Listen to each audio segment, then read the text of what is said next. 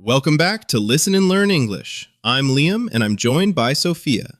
Today we have a very special episode for our A2 and B1 learners. If you're looking to improve your listening and speaking skills naturally, you're in the right place. Thanks, Liam. I am so excited about today's topic. We are going on a virtual trip to Japan. Specifically, we are looking at that moment when you first land at the airport. It can be a little bit nervous, right? Standing in line at immigration, waiting to talk to the officer. Oh, absolutely. Even for fluent speakers, immigration can feel a bit intense. But for English learners visiting Japan, it's a great chance to practice clear, polite communication.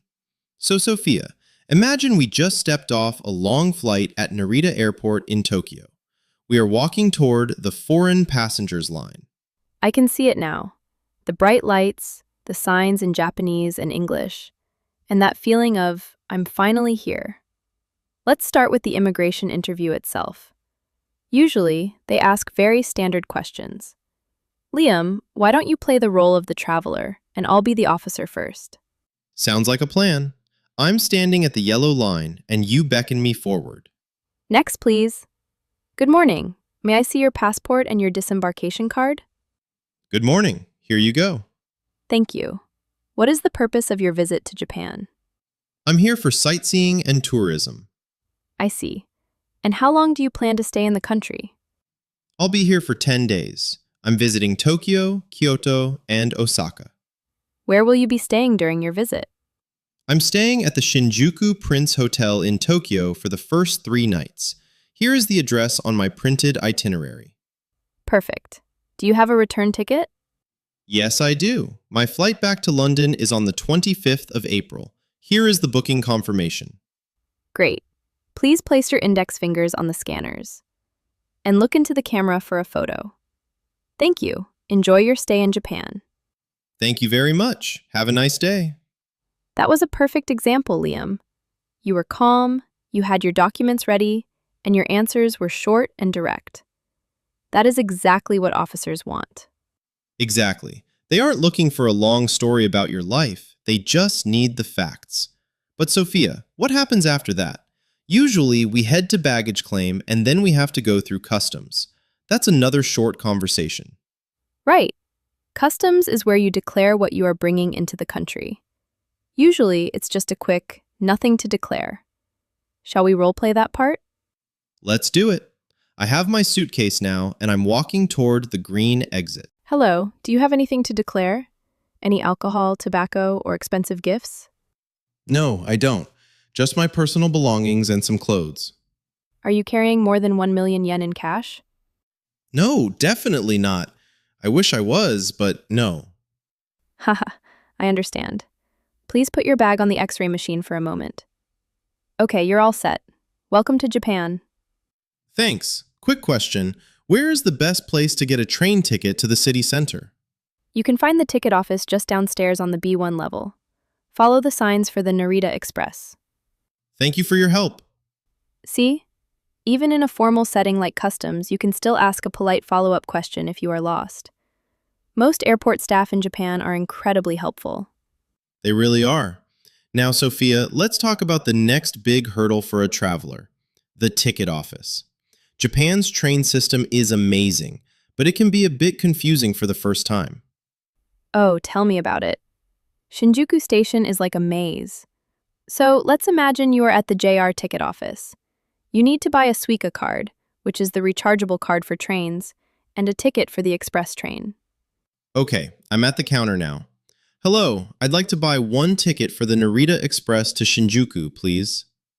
Certainly. The next train leaves at 2:15 p.m. Would you like a one-way or a round-trip ticket? A round-trip ticket, please.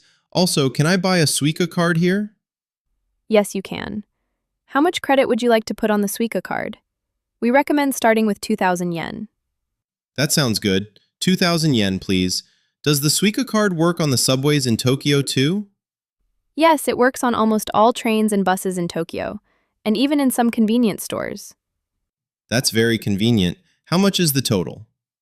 That will be 6,500 yen in total, including the Suica deposit and your round-trip express ticket. Can I pay by credit card? Yes, please insert your card here. This is a great scenario because it uses a lot of travel math. Using numbers in English can be tricky when you are stressed at a counter. It really is. I always tell students to practice saying prices and times out loud before they travel. It makes it much easier when you're actually there. So, we have our tickets, we have our luggage, now we are on the train.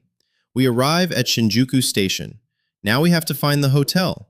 This is usually where I get lost and have to ask a local for directions. Japanese people are very polite, even if they aren't confident in their English. If you ask simply, they will try their best. Let's try a direction conversation. Okay, I'll be the lost tourist again. I see someone standing near a map. Excuse me, sorry to bother you. Do you speak English? A little bit. Can I help you? Yes, thank you. I'm looking for the Shinjuku Prince Hotel. I think it's near the west exit. Ah, the Prince Hotel. Actually, it is closer to the east exit. You need to go back that way, past the department store, and turn left. Oh, I see. Is it a long walk? No, only about 5 minutes. If you see the big 3D cat screen, you are very close.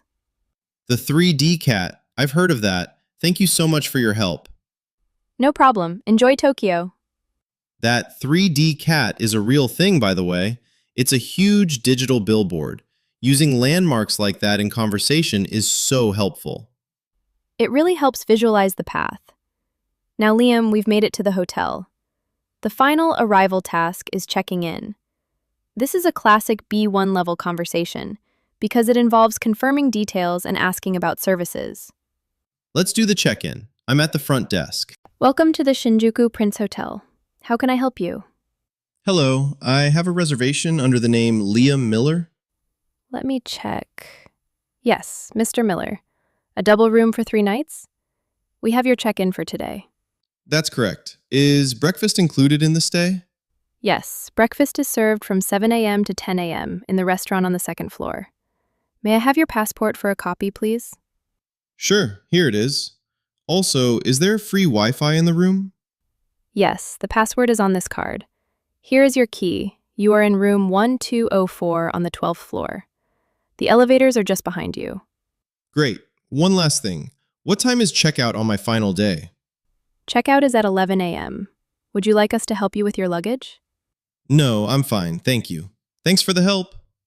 And just like that, the journey has officially begun. From the airport to the hotel room. It sounds so smooth when we do it here, but the key for our listeners is to realize that it's okay to ask people to repeat things. If the immigration officer or the hotel clerk speaks too fast, what should they say, Sophia? Simply say, "I'm sorry, could you say kuge again slowly?" Or, "Could you repeat that, please?" It's very natural and very helpful. Exactly. Don't be afraid of making small mistakes. The goal is to get your suitcase, get your ticket, and get to your bed. Japan is such a beautiful country, and knowing these basic English interactions makes the whole experience much less stressful. You can focus on the food and the sights instead of worrying about the grammar. Well, I think we've covered the whole arrival process, from landing to checking in. We certainly have. I hope our listeners feel more confident now about their next international trip. That brings us to the end of today's episode. We hope you found these phrases and stories helpful. If you enjoyed this, please give this video a like and share it with a friend who is also learning English. To make sure you never miss an episode and to keep your learning journey consistent, don't forget to hit the subscribe button and turn on notifications. Keep practicing, and we'll see you in the next one.